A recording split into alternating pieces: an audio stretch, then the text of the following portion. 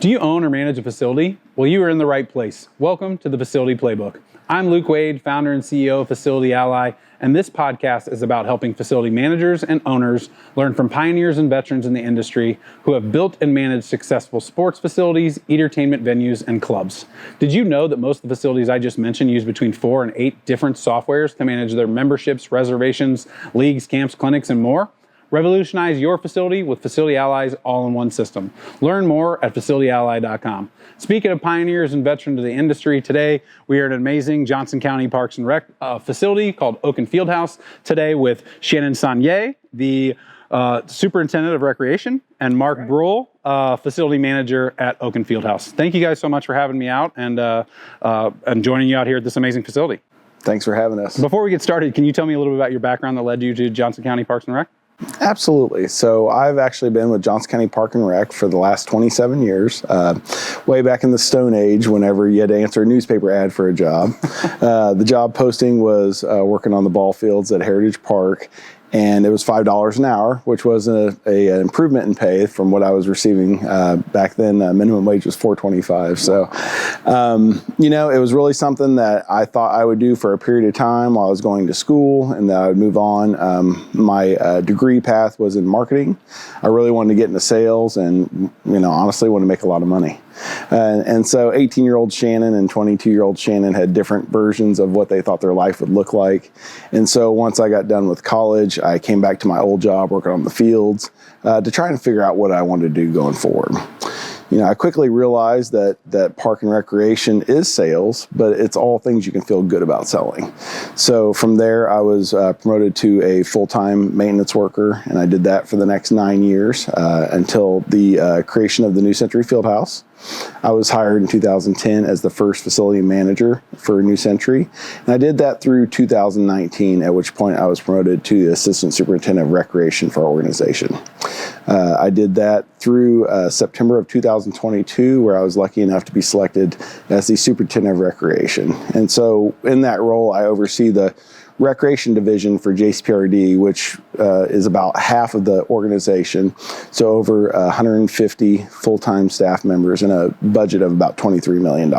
So hands are really full, really busy, but it's really a fantastic place to be and fantastic work we do. Well, thanks for making time today to meet with us with your busy schedule, and amazing story. I love it. I feel like it's the American dream, right? You start somewhere, and most people don't stick with the same job for more than 5 years anymore. So I love hearing that, and love that you were able to stick with Parks and Rec for so long. So that's awesome. Mark? So I originally got my degree in sports management from KU. Didn't really know exactly what I wanted to do with that. I've officiated sports since I was about 16 years old. So I got a job with the city of Olathe scheduling the sports officials there. And with that came some programming opportunities. So I programmed just some league play for the city of Olathe, and worked there for 8 years, working my way through the organization to kind of oversee the sports operations. And then shortly after that, just started here with JCPRD this last July. And now I oversee Sports and Facilities North, so that includes Okun Field House, Mid-America Sports Complex, and Mid-America West Sports Complex. All the programming that comes with that, and the facility side of it, the maintenance side, and then dealing with internal and external stakeholders. That's awesome. Before we get started, can we, because we're in Johnson County, we're in Kansas, south of Kansas City. So before we get started talking about Okun Field House, can you tell me a little about how Johnson County Parks and Rec District maybe works, how many facilities are underneath it, and then we can dive a little bit deeper into Okun Field House. Absolutely. And so Johnson County Park and Recreation is the largest park and rec in the state of Kansas.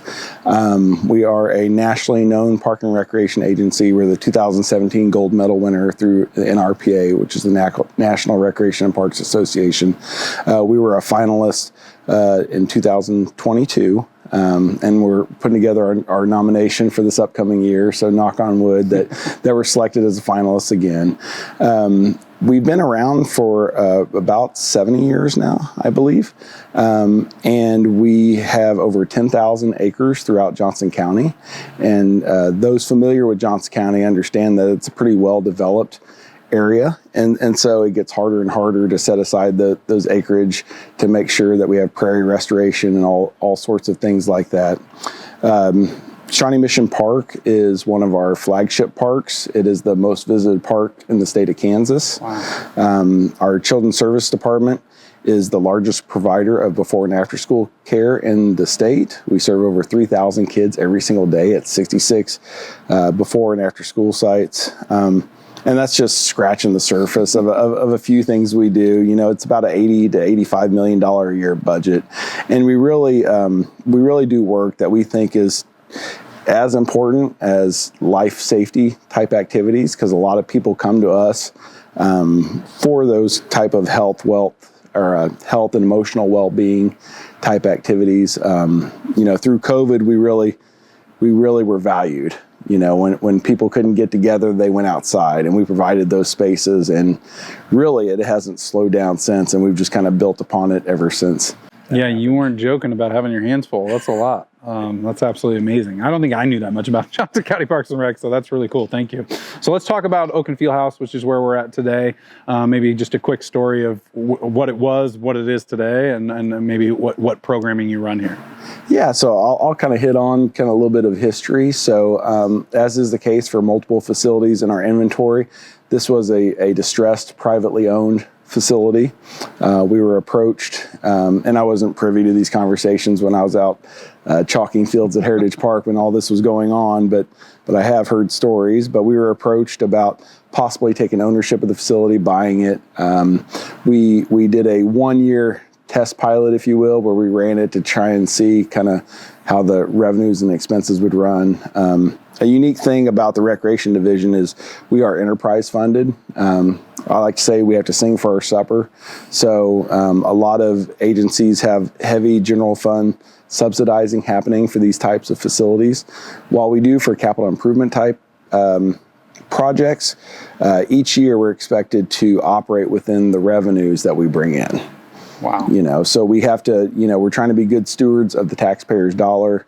And so the people that are benefiting the most from the activities are participating in our leagues and tournaments. Those are the ones that are footing the bill. And so it really seems to work well. So yeah, so just to expand on that part a little bit, basically all the money you make here goes back to what you do here as well. Is that right? It's expected to cover the expenses. Okay. So we start from there. Now, not every work group or not every activity is in a position to cover its expenses. So we try to make a little bit more to kind of cover anything that maybe there isn't as much revenue flowing through, but is still important to the community. Okay, yeah, because I've met with other cities who a lot of times if this field, this league, the money they make here goes back to a general fund and doesn't get reallocated. So that's a little bit different here then. Sure. Yeah, and so the name Okun Field House was actually kind of born out of tragedy. There was a 13-year-old girl that played in the league that was housed here. I think it was before this facility opened, that died of a congenital heart defect. She was on a basketball team, and her name was Bailey Ann Okun. And so she died in 1997. And during that time, they decided to, when they constructed this facility to commemorate her, they named the facility Okun Field House. When we acquired the facility, we retained that name as well. That's awesome. So maybe talk a little bit about the programming that goes on here. Yeah, so currently, like right now, for this winter, we'll have adult basketball leagues and volleyball leagues that play on weeknights. Then we'll also have youth basketball and volleyball on all the courts. And then, so Monday through Thursday, basically, we do a lot of just internal league play. And then also on Sunday evenings. But then Friday night, we also have basketball league too. But then Saturday, most of the day through Sunday, we'll have futsal leagues here as well, which that's actually an external group that runs that, but they'll use the facility. So we try and balance both internal programs and external groups that will use the facility to kind of maximize its potential, during times where maybe we wouldn't have a program that would fit well here, we would try to seek, a group to come in and use it during that time. So how do you balance that? How do you balance deciding like, well, we could maybe run our own tournament on a weekend over renting it to a futsal league? Or how do you balance how much you're doing internally compared to what you're renting out? Again, I'm still new, so trying to figure all the elements of why we do certain things like that. But I think, again, it just goes back to maximizing the facility. So if we feel like we're providing a good service to the community by having leagues on these days and it's going well, then we'll continue to do those. But if there's days where the building may sit empty or times where it may sit empty, then we'll try and go external with those. I don't know if you have a different... Yeah, and just being a government entity, we like to be upfront and communicative. We will always prioritize our own activities. Everything else being equal, those are the ones that are gonna serve the public best in our eyes. But we also want to be here to provide those opportunities for third parties that want to have events and stuff. So if there's any kind of adjustment to the schedule, like in the future, like if say we wanted to take a night back or go a few more hours than we are typically, what we do is give our renter a long lead time, kind of a heads up, because we want to be good partners too. Sure. We want to make sure that they have time to find other facilities or if they want to talk through it and those kind of things. But those conversations are always taking place. We're always trying to look and see how we can maximize the utilization for the participants. That's great. So to specify, Okun Field House has exactly what? How many courts? What are the opportunities essentially that you're able to offer here? Or what are the assets you have available? Yeah, so 4 full-length basketball or futsal courts. And then we'll also have goals that come down so you can do volleyball on, 8 total, right? So 8 basketball. If you want younger kids, we can do basketball on those smaller courts, 8 of them, and then we also have volleyball that you can do on all 8. So 8 full-size basketball and 4 full-size basketball. So that would be like anybody above 3rd grade. I think we normally play on a full size. So 4 full-size basketball, which can turn into 8 full-size volleyball? Yes. All right. Yeah, and then you can run 8 side court, a little kind of half court, but they're full for little guys and gals, for that up to 3rd grade ages that Mark's talking about. And so the goals all come down to 8 feet, and then we can also have supplementary goals we can attach to them to bring them down even further. So if you have the tiny tot type activities, the herd ball, we like to call it. Herd ball, that's funny. So then outside of the courts, do you guys have locker rooms? Like, kind of tell me, I know you have offices. What else is here at Okun? Yes, we have a multi-purpose room that could seat probably 30 to 40 people. And we do, we actually host some polling. It's a polling center for local elections. So we do have that. We do just random things like that throughout the year. But we also have concessions here that operates whenever we have games or events on the weekends. And then we do have an office area upstairs where we have 6 people office out of this building. Yeah, I might also add, we have a pretty nice sized patio area. So during some events when it's really busy, you're kind of looking for a little space that's not quite so loud, or you just want to get outside and get some fresh air. So there is some covered area outside our facility that people utilize quite a bit. That's great. So what are some of the challenges you face maybe running day to day in this facility that others should be wary of if they're building their own facility or getting into the facility space?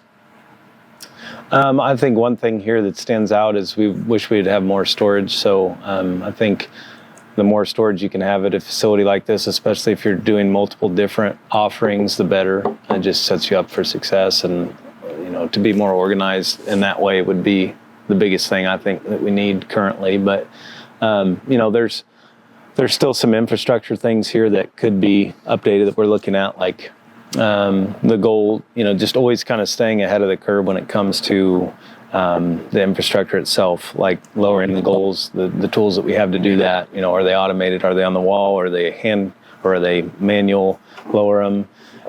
Just all those kind of things, just always trying to look at those. But I don't know if you have any other. Yeah, I think storage is a big one, especially if you strive to keep your walls and stuff clean and not have things just kind of on the peripheral of the gym, having appropriate areas and kind of planning for all the various equipment. So when you're having basketball and you have all those little supplementary goals, they have to go somewhere. When you have volleyball, you have 8 sets of standards and stands and poles that need to go somewhere. When you have futsal, you have futsal goals that they all need to live somewhere. Sure. And so if you have an appropriate place to get those off the floor, it just keeps the facility looking cleaner. And so unfortunately, when it comes to storage, when it comes to construction, that's usually one of the first things that gets cut because it's not revenue generating. It's not seen by the public. But as a facility person, that's something I would personally fight for if possible. Now, whether actually win or not, that's a different story. Bottom line is bottom line, but, sure. But yeah, it's important. So how do you manage it now without the adequate storage? You know, I think Mark and Mark's staff really just do the best they can to keep things orderly. And we do have a small, I'm going to call it a closet because it's really, you know, it's really not too spacious. So we get things off the floor where we can, but otherwise we just have to kind of stack neatly and, you know, and so little brother, little sister ends up playing with it or, you know, getting into it. So, but there's really no other alternative. Sure. Yeah, our staff during events and games and stuff does a good job going around and making sure that none of that stuff is being played with or climbed on and things like that. So that's just something that you continually have to do and manage. Sure. Yeah, that's good to note. I know it's always funny because when you're looking at drawings or planning something out, you're like, oh, do they really need this much storage? And it's typically like, no, of course not, right? And then you do. It's definitely something to consider. Where do you say most of your revenue comes from? I know you said you have internal events, you rent externally, maybe comparative to that. And then also, like, is it basketball, volleyball, youth? I mean, where does most of your revenue come from at Okun? It's really heavily program-centric. Okun's been so established in the community now for a couple of decades that it's really served this area when it comes to youth volleyball and basketball to a large degree. So that's going to be the bulk of our revenue. It's going to end up being easily over $500,000 a year in revenue. Tournaments and rentals and those kind of things, those are, you know, space available is when that happens. And you know, that's probably the next one, you know, in line. And then our concession stand. So we run all of our concessions in-house.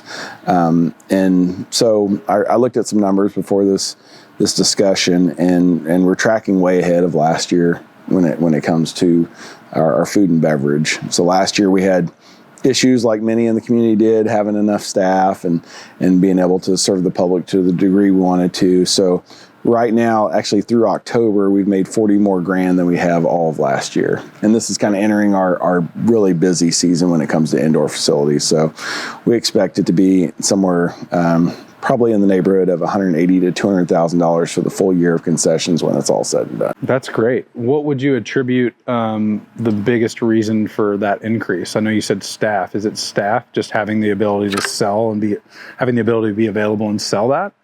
It's a large part of it for sure. You know, we weren't immune to the inflation effects that's affecting everyone in the community. So we really did have to take a look at our pricing structure and make sure that we were making a decent margin while also offering fair prices. We're not trying to offer stadium prices for things. You know, so consistent service and just kind of really looking at our cost of goods, I would say is the two biggest inputs into that. So have you always had food and beverage here, or was that a part of a revamp or a redesign in the past? So we've always done our own food and beverage here, but this is one facility of 9 that we offer concessions throughout Park and Recreation District. And so we have, kind of unique to our organization, we have 4 full-time concession staff members. And all said and done, it'll be about a $1.2 to $1.3 million in 2023 operation. But it creates some challenges, right? So you have homecoming. All of a sudden, there's a lot of our staff can't work. Mm-hmm. You know, you have graduation. You know, and those usually end up being big weekends for activities. Not so much indoors, but a lot of our big outdoor tournaments, which is honestly, that's where the bulk of our concession revenue comes in. You know, so you're constantly kind of shifting chess pieces around to make sure that there's adequate coverage everywhere. But, you know, sometimes you have tremendous need and sometimes you can get by with a few folks. So our staff does a great job of managing all those various aspects. So you made the point of a lot of the outside tournaments is what drive most of the food and beverage. So to your weekly leagues, are you guys still open with concessions? Can people still buy there, and maybe that's when you're scaled down? Yeah, we still offer concessions for league play, but I think just due to the nature of tournament play, you're there for multiple hours on end. Most of the time, I think we'd find that we make more revenue on concessions for weekend tournament events, but we do still provide it for league play too. That makes a lot of sense. People here longer, they're getting hungrier rather than being here for maybe an hour or two, and they can just go home and eat before. Yeah, typically you're coming from farther away. Maybe you're on the other side of the metro to come play, or maybe you're traveling from way out of town and you're staying in a hotel and you're not really familiar with the area. So sure. So with the majority of your programming in-house being the biggest revenue driver, it sounds you obviously have a full-time staff for food and beverage. How do you manage your leagues, tournaments, your officials? Is that all managed in-house? So for the officials, whenever we hold an event here with a third party, that we will provide the officials for those events. But any league play that we have, we do provide our own officials, and we have an officials coordinator for that. Who works here, and they provide officials all throughout the county for any sporting events that we have. And then for your internal programming, they're providing all of that as well? Yeah, for the internal programs, we'll always provide officials for, but external we would not. Okay. Well, and I think another cool aspect of that is we have all sorts of levels of ability and leagues and stuff. And officiating, it's a tough business at times, but it's vital to our business. And so some of the peewee or biddy ball type activities that could be a first step for a young person to officiate. And we're hoping that they like it and they make some good money and they want to continue to develop. And if they get to the point where they're working all tournaments because they've developed so much and they can make good money doing that, and that's outside of what we offer, then that's great. And then we've performed another service to the community. We're kind of feeding into that pipeline. Sure. So I know we were talking a little bit offline. At Casey Crew, I mentioned that we went from contracting officials to bringing them in house and training them, and obviously there's a lot more work to recruit them, train them, staff them up, but the long term is a big payoff, and you guys do that internally as well. So maybe talk a little bit about what you've seen. What are the benefits of making sure you handle your own officials in house? Yeah, I think because I've been an official for a long time myself, and I've seen both sides of it. But I think the biggest part that benefits us to have everything in house would be exactly what you said. We're the ones that's providing these officials the training. We're the ones that are kind of responsible for their success or their ability to officiate. So we have a lot more say in what they do when they show up to work. So we can develop relationships with them by scheduling them consistently also.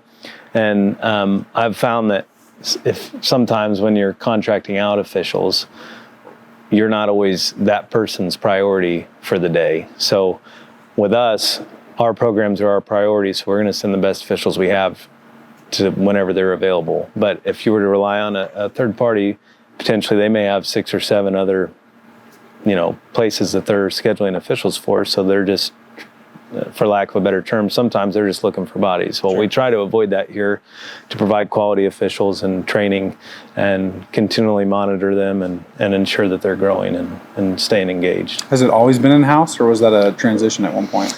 It did transition at one point, and I think part of it was just kind of just trying to get consistent, and just kind of biting the bullet. There's various pros and cons when it comes to internal, external, whether it's insurance, whether it's, availability, all those sort of things. And so it at least has been all internal for the last decade plus. Sure. It sounds like you're very similar to me, where you said you're always looking to improve, make things better, and that's just one step in the right direction. So I love hearing that. So as far as improvements go, I know that this place has had some pretty awesome improvements. So tell me a little bit about the mural project. That was a pretty big deal. That is. So back in summer 2002, we had a mural completed on the south side of Okun Field House, and the mural's named Rebirth, and it was done by a local artistic group called ITRA Icons, and it was a really cool competitive process that I was lucky enough to take part in. So we are lucky enough at JCPRD to have our own culture division that does public art projects throughout the county. It's really neat, and it's a fairly new division. It's less than 5 years old at this point, but they led that process, and so there was a call for artists And really the qualification is you had to be within a 500-mile radius of the facility. We want someone that's local-ish to complete the project. Now, we didn't expect necessarily that they'd be KC Metro based, but that's just kind of how it worked out. So we shortlisted. There was probably 60 submissions. We shortlisted, I want to say about 5 candidates, and they were given a small stipend to kind of further develop their thoughts and to submit something for our consideration. And so we went through that process, and ITRA Icons ended up being the successful submittal. And so it was really cool because the project's kind of challenging. So you have a metal side of the building that's corrugated, heavy sun exposure, and then they're painting this in the middle of the summer. Well, Okun Field House is directly adjacent to Mid-America West Sports Complex, and anyone that knows ag lime infields knows that it gets dusty in the summer. So those poor guys are on ladders and lifts and everything else, dealing with the dust and painting and everything, and the heat, and so great care was taken to make sure that the mural was protectively coated so that the colors would last and such. And it really kind of ties in various aspects. This location's unique because not only are we right next to Mid-America West Sports Complex, but we're directly adjacent to the Gary L. Haller Streamway Trail. So you jump on the trail outside of Okun and you'll go all the way to Nelson Island on the Kansas River. Oh, wow. Yeah, so it has different elements like that's all tied together. So I encourage everyone to come out and check it out. Yeah, that's really, really cool. Definitely do that. And all other improvements also include, you guys got some really cool new floors. Can we talk a little about what, the floors and kind of what went into planning and deciding to get new floors? Yeah, and that's a controversial topic, right? Right. Yeah. It can be. There's some hardwood purists, which I hear you guys. It's like the turf people, right? Grass or turf, yes. Hardwood or yeah. So you didn't go hardwood. We didn't go hardwood, and we did have hardwood before we had the TerraFlex. We did have experience with TerraFlex from New Century Field House whenever it was constructed and opened in 2011, and we've had nothing but success with it. The hardwood here was tired and beat up. It had issues. Hardwood's great. It has that kind of that shoe squeak that we all kind of grew up with and think's really cool with basketball. But for me, TerraFlex is very flexible. It's a tough material. I've only seen a couple of punctures at New Century in over a decade of usage. If something gets on it, it's not gonna buckle the floor. If you have those kind of issues, it doesn't require sanding and refinishing over time. It's not maintenance free, but it is a very durable material, and it really plays well. Some of the officials that I've talked to that have refed, say, 4 back-to-back games, it's really hard on your body. Well, the cushioned surface kind of eases the pain and joints and everything whenever you're running up and down the court over and over again. Sure. I don't know if there's anything additional that I would say about it besides, we've had great success with it, but we also understand that some folks just prefer hardwood. Sure. Was there a breaking point of that you had to replace it? It was like, oh, it's either time to put new hardwood in, or what was kind of the breaking point of like, hey, we need to go this way or this way? What led you to that? It was just in poor condition. It had undulations. It didn't play well in certain areas, and it was getting pretty beat up. I mean, it was the original flooring for the facility, so we did have to make some decisions. And honestly, TerraFlex is significantly cheaper. Not that was the only driving force, but it does provide some consistency across our like type facilities between New Century and Okun. Sure. Were there any challenges that came up after you made the decision to go with TerraFlex that you weren't aware of? Kind of the big thing, and this was for New Century and for Okun, is you never really know what that subfloor looks like. You never really know how actual flat it is or what you're gonna have to deal with. So there was some joints and some kind of space in between concrete that needed grinding down and flattening as part of that process. But we did have enough contingency funds set aside for that, kind of anticipating that there were going to be some of those type issues. One of the kind of just more logistical challenges when it comes to anything like this is kind of your layout. So, we have lines for full court basketball. We have lines for sideways basketball. we have lines for volleyball, and we have markings for futsal. And so to the untrained eye or coming out for the first time, it's a lot. Yeah. But folks and participants seem to kind of be able to pick that out pretty quickly and kind of understand what lines are what. And this was also something that I kind of, through my experience at New Century, we had a 2-inch perimeter line for the basketball court. I'm like, we really need something fatter here to make it stand out. And so that was something that we were able to kind of glean from our New Century process that we were able to apply here. That's great. Yeah, I know. I'm down at Hy-Vee Arena, and they got lines upon lines upon lines, and it can get super confusing. That's interesting. So the fatter line just on the outside to kind of show the basketball between. Yeah, just to kind of create some spacing and just some, you can kind of reference the basketball line in relation to everything else. And actually, interestingly enough, the full. I call it the parquet area, even though it's really not a parquet floor. The Terraflex kind of looks like it, but that's the full futsal court. Oh, okay. So futsal really, typically they're restrained to just a basketball court size, but they love having places that have larger areas to play futsal. And this was designed with futsal in mind as well. So I think they would tell you that this is one of their favorite places to play. Was it because you already had the client that did futsal that you thought about that? Okay. Yeah, we have a long-standing relationship with Heartland Futsal.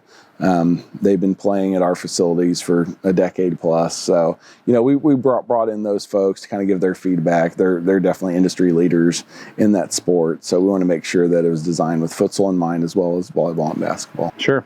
So knowing this facility's been around for over 20 years, are there other renovations or other things that you're thinking about improving that are coming down the line of getting that time? Well, some things we didn't talk about. So we did redo the restrooms also here, Okay. which were in really rough shape. We also just recently repainted halfway up the gym wall. So you can see it's gray. The gray area was just repainted.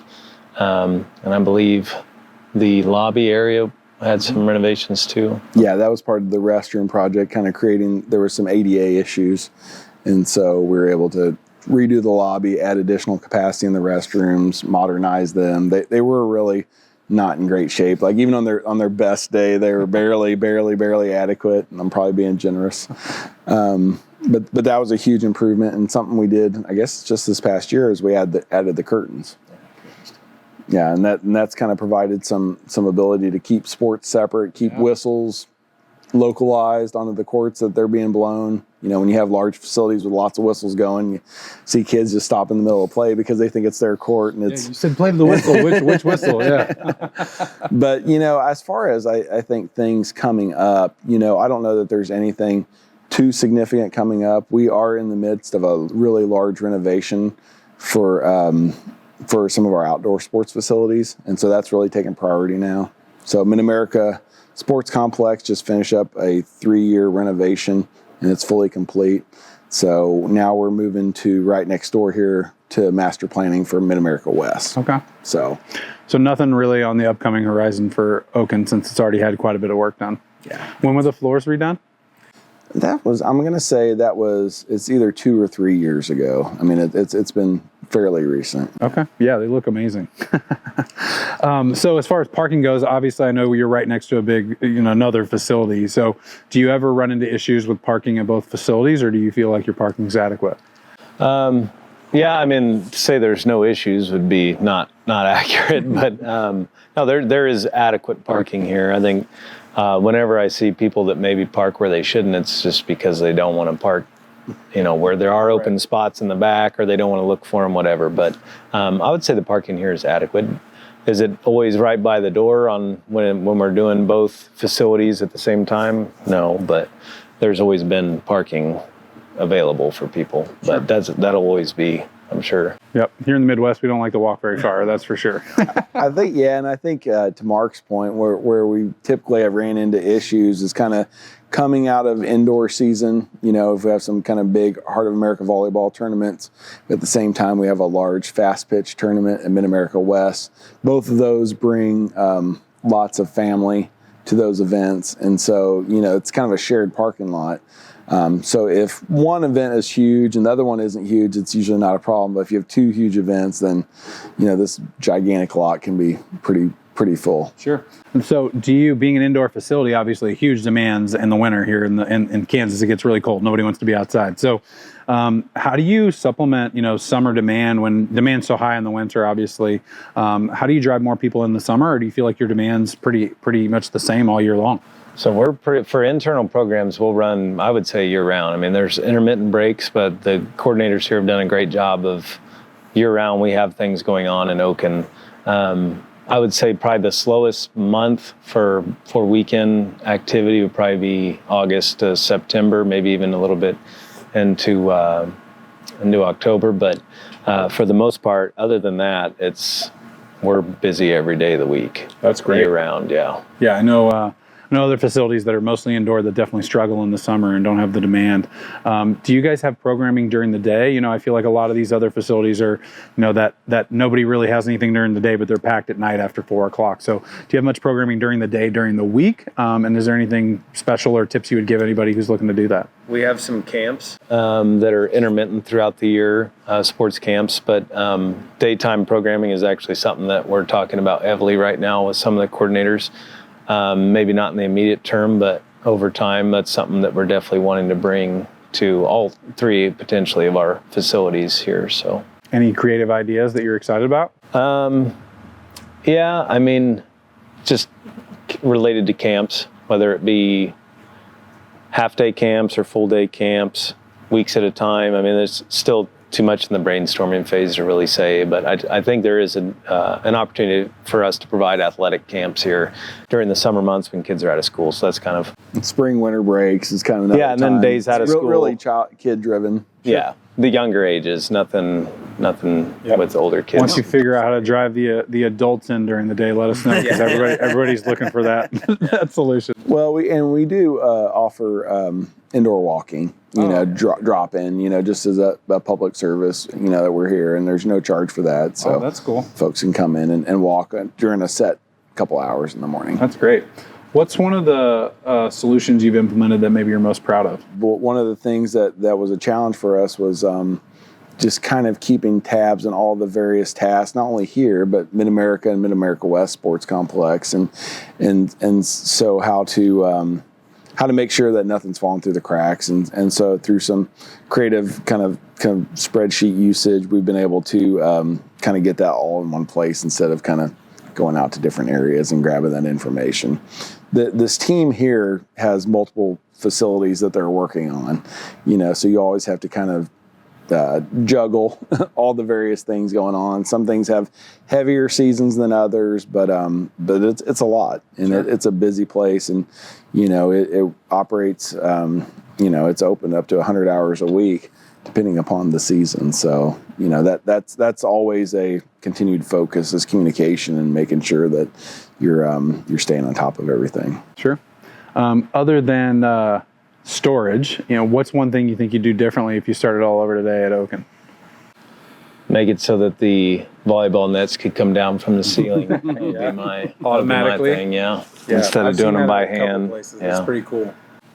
Yeah, and a place that's as busy as this, there's a lot of up and down, which requires staffing, and usually there's end of the night's one thing, when you're turning the facility around for the next morning, but even each day during the week in the wintertime, there's a lot of different activities. So we try to schedule in a manner where there's less changeover, as possible, whether it's from futsal to basketball to volleyball, or any kind of combination in between. But sometimes it's unavoidable, and sometimes you have 15 minutes to turn around 4 courts, and so it takes a little bit of grace by those participating, and a couple of folks just really hoofing it to get it done. Sure.